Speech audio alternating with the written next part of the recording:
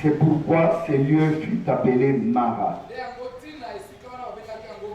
Le peuple murmura contre Moïse en disant: que boirons-nous? Mais Moïse cria à l'Éternel,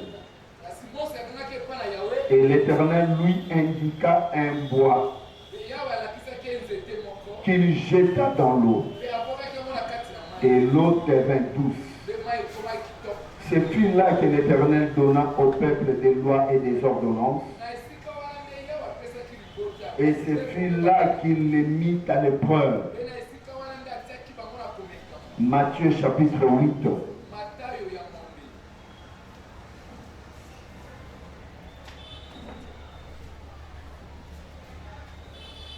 Matthieu chapitre 8.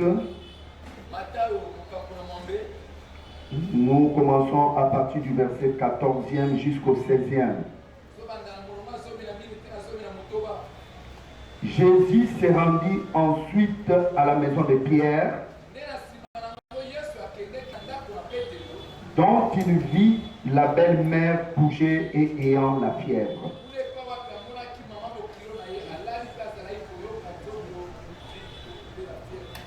Il toucha sa main et la fièvre la quitta. Puis elle se leva et le servit. Le soir, on amena auprès de Jésus plusieurs démoniaques. Il chassa les esprits par sa parole et il guérit tous les malades, afin que s'accomplisse ce qui avait été annoncé par Ésaïe le prophète.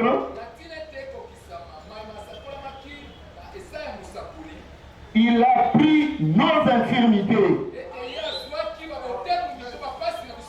et il s'est chargé de nos maladies. Que le Seigneur bénisse la lecture de Sainte Écriture. Et beaucoup plus que le Seigneur te bénisse aussi, toi qui es venu ce soir pour écouter la parole. Je t'encourage vraiment, cher bien-aimé, de comprendre que ta venue au culte est une grande bénédiction pour toi. Souviens-toi de la parole dont l'apôtre Paul dit: qu'est-ce qui me séparera de l'amour de Christ? Est-ce la faim? Est-ce la maladie? Est-ce les persécutions? Aujourd'hui, nous nous ajoutons avec les paroles de l'apôtre Paul en te posant cette question: qu'est-ce qui peut te séparer de l'amour de Christ? Est-ce la pluie? Est-ce le soleil? Est-ce la chaleur? Toi-même, tu as la réponse dans ton cœur, comme un enfant de Dieu. Mais nous t'encourageons à dire que toutes ces choses, que ce soit la pluie, que ce soit la chaleur, que ce soit le moyen de transport, que tout cela ne te sépare jamais de l'amour de ton Dieu. Amen, bien-aimé. Frère, vous devez avoir ces ailes. Parce que nous ne savons pas quand est-ce que le Seigneur reviendra. C'est dans des circonstances pareilles que l'on reconnaît les vrais enfants de Dieu. Je l'ai toujours dit car je l'ai appris de mes pères. En commençant par nos pères qui sont les apôtres de Jésus-Christ et nos pères dans la foi qui nous ont donné cet évangile que nous vous prêchons. Lorsque nous avons cru, ce n'est pas la pluie qui nous empêchait de venir écouter la parole. C'est pourquoi je t'encourage, bien-aimé, à continuer comme ça. Même si tu es où, s'il pleut comment, si réellement tu penses à l'amour de Jésus pour ta vie, tu viendras pour écouter la parole. Ainsi, le jour de l'enlèvement ne sera pas une surprise pour toi. Parce que plusieurs seront surpris quand le Seigneur reviendra. Ça sera un peu comme des temps comme ça, où quelqu'un trouve une occasion, une raison pour rester à la maison, pour se donner à ses occupations. Et cependant, en ce moment-là, que le Seigneur intervient. Nous allons nous exhorter quelques minutes seulement. Mais je crois que la parole de Dieu, même si on te la prêche, une minute, si tu crois à cette parole, ça produira le miracle dans ta vie. Regardez un jour, Jésus s'est rencontré avec 10 lépreux. C'était des lépreux qui n'avaient pas d'importance parmi le peuple. Car en Israël, la loi disait, un lépreux, c'est quelqu'un qu'on devait le mettre en dehors du camp. Il ne pouvait même pas avoir l'accès dans le temple de Dieu. C'était une personne malheureuse. Mais écoutez frère, ces jours-là, tout le monde avait abandonné ces lépreux. Personne ne pouvait s'approcher d'eux, de peur d'être contaminé par cette maladie. Parce que, comme vous le savez, la lèpre est une maladie très contagieuse. Une personne lépreuse, si elle s'assoit sur cette chaise, et que toi tu viens t'asseoir là, automatiquement tu es contaminé. Ainsi, ces hommes-là étaient dans cette situation. Ils étaient dans une situation d'amertume dans leur vie, que les gens ne pouvaient pas s'approcher d'eux. Ils ne pouvaient pas aller au travail. Ils ne pouvaient pas aller faire des commerces. Bref, frère bien-aimé, à cause de cette amertume, tous ces gens-là devaient rester quelque part pour ne pas bouger. Donc cela veut dire quoi? En réalité, l'amertume dans la vie de ces hommes-là, qui étaient la lèpre, les avait mis en prison. Est-ce que vous comprenez? Oui, frère, un lépreux ne pourra pas aller au travail, sinon il va contaminer les autres. Surtout même en Israël, si on t'attrape un lépreux qui marche parmi le peuple, tu seras lapidé et on te tue sur le champ. Donc, ces gens-là, c'était des malheureux. Mais regardez, je te dis ce soir, même si tout le monde peut s'éloigner de toi à cause de ton amertume, il y a quelqu'un qui ne s'éloignera jamais de toi. Cette personne-là, c'est le Seigneur Jésus-Christ. Ils sont allés vers Jésus. Ces jours-là, s'ils avaient seulement osé d'aller chez les pharisiens ou chez les gens du peuple, on allait les lapider et ce serait la fin de leur vie. Mais regardez, ils se sont dit, parce que je crois qu'ils avaient entendu parler de Jésus, que c'était un homme qui guérissait les malades et qui purifiait les lépreux. Frère, ces gens-là ne s'étaient pas approchés de Jésus. Enfin, je suis sûr qu'ils avaient entendu parler de cet homme-là. C'est alors qu'ils se sont approchés. Quand ils sont arrivés auprès de Jésus, écoutez, Jésus les regarda. Il leur prononça seulement une parole. La Bible dit, Jésus leur dit, tout simplement, allez vous montrer auprès des sacrificateurs. Parce qu'en Israël, selon Lévitique, chapitre 13, lorsqu'un homme est lépreux, sa lèpre finit, le lépreux devait être sous la surveillance du sacrificateur. C'est le sacrificateur qui devait commencer à examiner la personne malade. Si sa maladie est terminée. Et si sa maladie est terminée, c'est au sacrificateur de faire le service, le sacrifice à l'Éternel pour cet homme qui vient d'être guéri. Et c'est au sacrificateur de le libérer pour qu'il quitte la prison où il était, qu'il soit maintenant libre, accessible parmi le peuple, qu'il retourne dans son travail, qu'il retourne dans sa famille, qu'il entre dans ses droits. Parce que si longtemps qu'il était lépreux, il ne pouvait pas avoir l'accès à son droit. Mais regardez, quand ils se sont approchés de Jésus, Jésus les regarda, prononça la parole. Chers frères bien-aimés, j'aime cette histoire. Jésus prononça tout simplement la parole.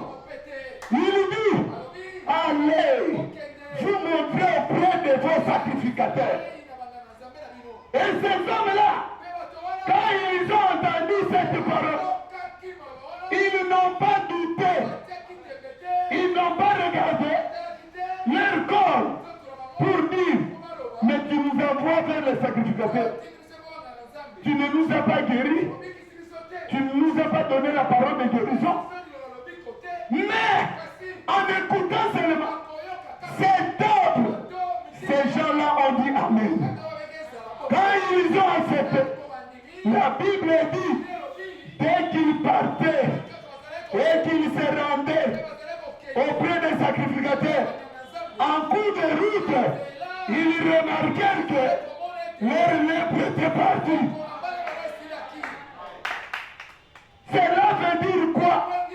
Frère, la parole de Jésus, même si Jésus ne te dit pas, sois guéri, sois béni, sois élevé, mais toute la parole qui sort de la bouche de Jésus doit venir rencontrer le problème que tu as. Si tu as un problème de stérilité, même si on te prêche la divinité de Jésus, que Jésus-Christ est Dieu, si tu dis Amen, cette parole-là viendra rencontrer ta difficulté et t'apportera la solution. C'est pourquoi ces hommes-là avaient compris que Jésus, il est le Dieu véritable. Celui qui a dit que la lumière soit et la lumière fut. Parce que dans la parole qui sortait de la bouche de Dieu, il y avait la lumière. C'est pourquoi, frère, en ces petites minutes qui nous restent, comme nous sommes en train de parler des eaux de Mara, j'avais dit, ce thème, c'est un thème qu'on peut enseigner plusieurs jours, plusieurs mois, et le peuple serait édifié.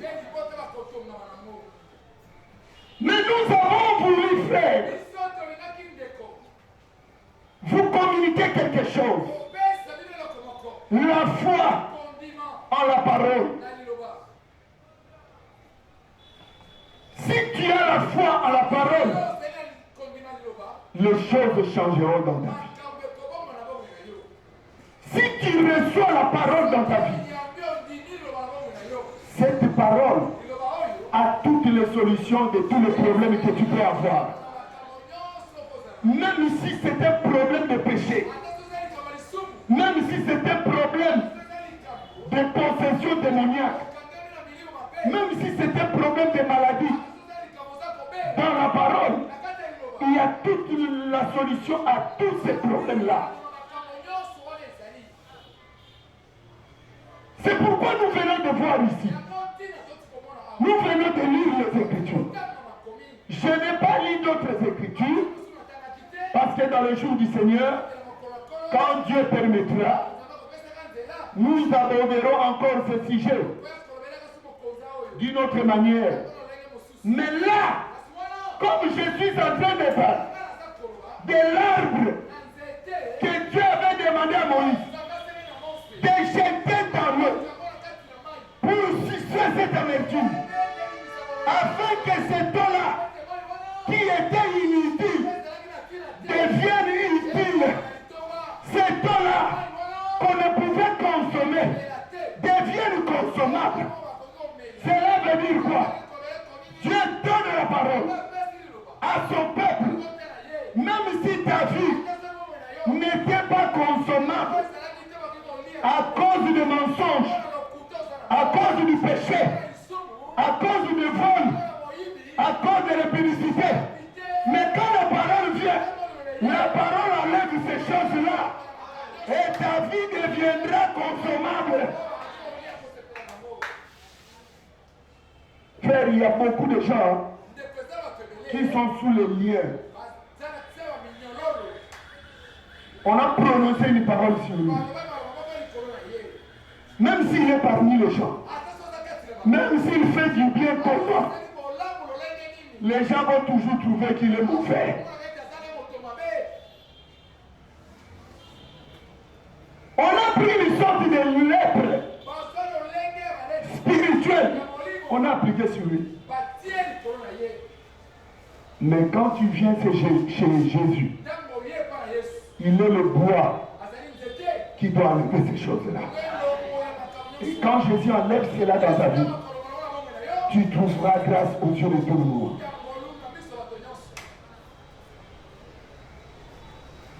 Il y a des paroles de condamnation sur des filles et sur des garçons. Vous allez voir une fille. Sa mère était mariée, mais elle était divorcée. Et comme cela est une mauvaise parole prononcée sur la famille, toutes ces filles vont trouver la grâce de se marier. Mais dès qu'elles sont dans le mariage, ces liens-là, ces paroles-là, commencent à la réclamer. Sors du mariage. Sors du mariage. Vous allez voir, cette femme-là, jusqu'à commettre l'adultère dans le mariage, pour que le mari puisse la chasser et qu'elle revienne dans le lien de sa maman. Si elle n'est pas impunique, vous allez voir, il y aura un esprit, soit l'esprit de tétitesse, de ne pas écouter, de prendre l'autorité sur l'homme. Quand l'homme lui parle,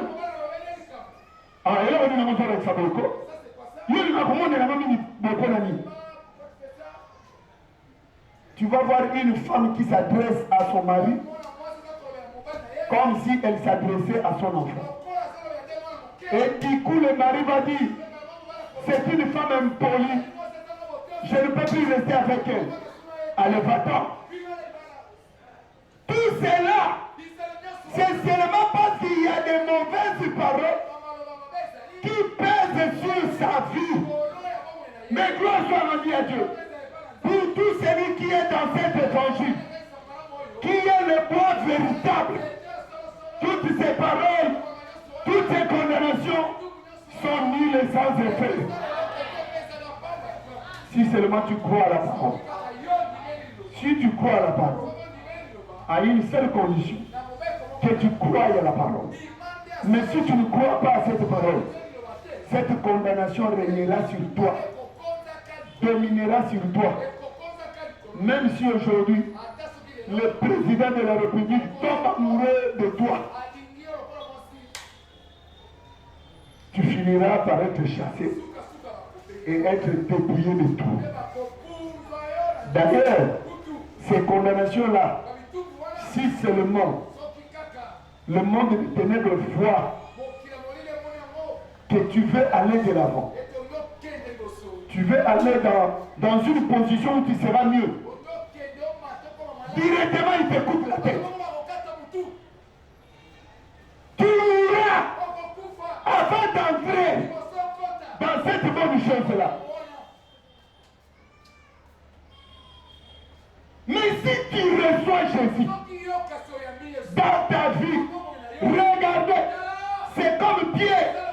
Il avait reçu Jésus dans sa maison. La belle-mère de Pierre. Cette belle-mère de Pierre a reçu Jésus dans sa maison. Mais elle était malade. Écoutez. Jésus est entré. Cette belle-mère était incapable de servir Jésus. Frère, tu sais, hein, tu peux être dans une position d'amertume. Et cette position-là peut t'empêcher de servir Jésus. Il y a beaucoup de gens qui sont comme ça, qui ne servent pas Dieu parce qu'il y a une amertume dans sa vie. Il y a un problème spirituel qui le lie dans sa vie. Quand on a un problème qui te lie, tu ne sauras pas servir notre Seigneur. Mais regardez,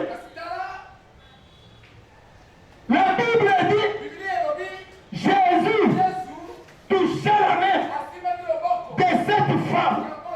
Lorsque Jésus la toucha, la fièvre la quitta. Quand Jésus l'a touché, la fièvre était partie. Si elle n'avait pas reçu Jésus dans sa maison, Jésus n'allait pas la toucher. Et la fièvre n'allait pas partir. Est-ce que vous me comprenez? Ce n'est pas en vain qu'on a mis cette histoire dans ces écritures. Écoutez, quand on met une histoire dans les écritures, la Bible dit toute écriture est inspirée de Dieu. Et pour enseigner, instruire, c'est la raison pour laquelle, frère, je t'instruis ce soir que Jésus entre dans ton cœur. Souvenez-vous, un jour, Zachée, de l'homme de petite taille, avait entendu parler de Jésus. Il avait un souci de recevoir Jésus. Mais il y avait des gens plus géants que lui qui l'empêchaient de voir Jésus. Mais cet homme-là s'est fait violence. Il s'est fait violence, frère. Il s'est fait violence. Il a dit, moi, j'ai fait cet homme. Ah. Si seulement ce soir, tu peux faire violence pour voir Jésus, il viendra vers toi. Jésus passait, il regarde en haut, il voit Zachée perché sur un arbre. Ah, frère, quel amour de voir quelqu'un. Hein? Un homme entend parler de quelqu'un qui passait, il cherche à le voir, il n'a pas de moyens, il va jusqu'à grimper l'arbre. Non, frère, pour Jésus, nous devons tout faire pour le voir. Il était vraiment le bien-aimé. Quand Jésus regarde, Jésus abandonne tout ce qui était autour de lui. Tout ce qui était auprès de Jésus. Il pouvait y avoir des gens. Il est tout près de Jésus comme ça. Mais quand Jésus parle, lui dort. Il peut être tout près de Jésus. Il marche avec Jésus. À côté de Jésus. Mais tout ce que Jésus fait ne lui regarde pas. Est-ce que vous me comprenez? Mais Zachée est monté. Il a fait violence. Jésus lui dit, ah Zachée, descends. Je vais entrer aujourd'hui dans ta maison. Et quand Jésus est entré dans la maison de Zachée, frère bien-aimé, Zachée s'est regardé. Bien qu'il avait un peu de moyens, il n'a pas tenu compte de ses moyens. Il a vu la grandeur de Jésus. Il lui dit, cet homme, ce grand homme, entrez chez moi. Non, je dois me répartir.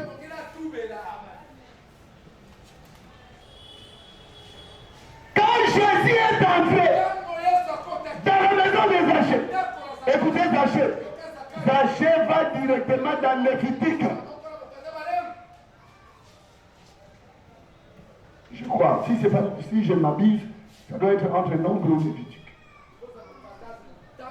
Où la Bible dit, si tu prends, tu détournes ou tu dérobes quelque chose de ton frère, et que tu te souviens, tu te répands, tu offres le sacrifice de culpabilité. La Bible dit, tu ne vas pas te limiter seulement au sacrifice de culpabilité, mais tu dois restituer la chose dérobée. Et Zachée a commencé la repentance. Il a dit à Jésus, Seigneur, je prends la moitié de mes biens. Je donne cela aux pauvres. Et si j'ai commis quelque tort à quelqu'un, je lui rendrai. Je vais lui restituer la chose prise. Et Jésus dira, Zachée, aujourd'hui, le salut est entré dans ta maison. Frère, quand Jésus vient chez toi, l'objectif de Jésus, c'est faire entrer le salut dans ta vie. Écoutez, aujourd'hui où nous parlons, je ne sais plus si la maison des Zachée existe. Quand Jésus avait dit, aujourd'hui, le salut est entré dans ta maison, il s'agissait de quelle maison? Vous pensez que c'était une maison comme celle-ci?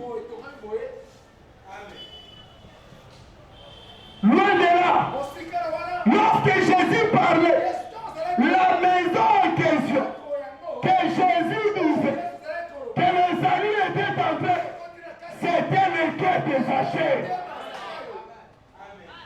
Pourquoi? Parce que ce jour-là, tout ce qui était dans le cœur de Zachée, toute l'amertume, les péchés, les mal qui étaient dans son cœur, Zachée les avait fait sortir. Lorsqu'on se répand, frère, quand on se répand, on enlève le mal qui est dans soi et on donne ça à Jésus. Et comme lui, il est le poids qui suce l'amertume, il prend maintenant cette amertume et il te justifie.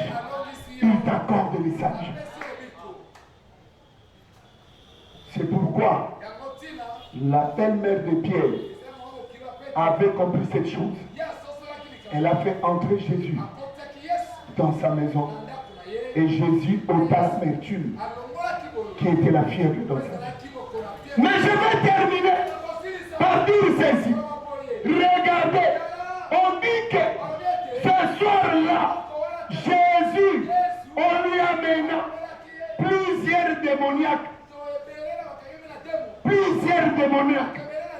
Et Jésus les guérit tous de toute maladie. Et on expliqua pourquoi Jésus a fait cela.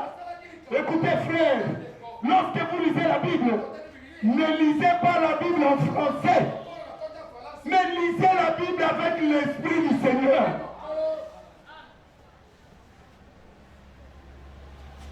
On a donné le pourquoi. Pourquoi Jésus a-t-il guéri tous ces malades? Lisons. J'ai fini déjà.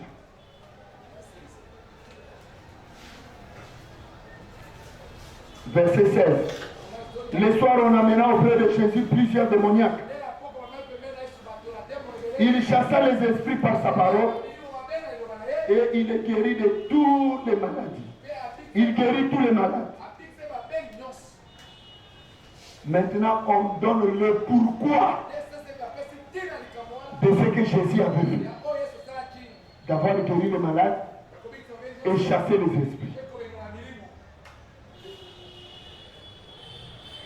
Afin que s'accomplisse ce qui avait été annoncé par Esaïe le prophète. Il a pris nos infirmités et il s'est chargé de nos maladies. Est-ce qu'on peut acclamer le Seigneur?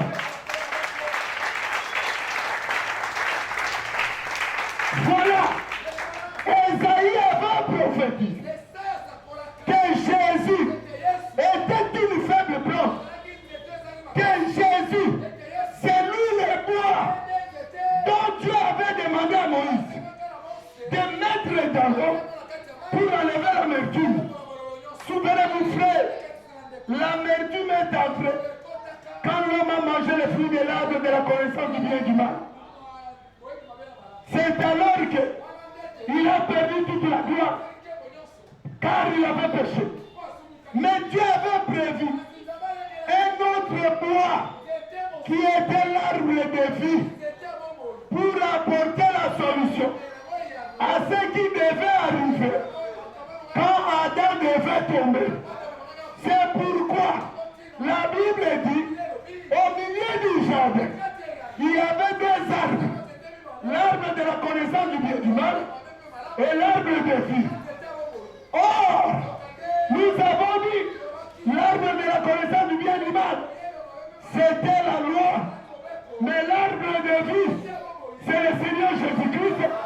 L'arbre de vie, c'est ça la création.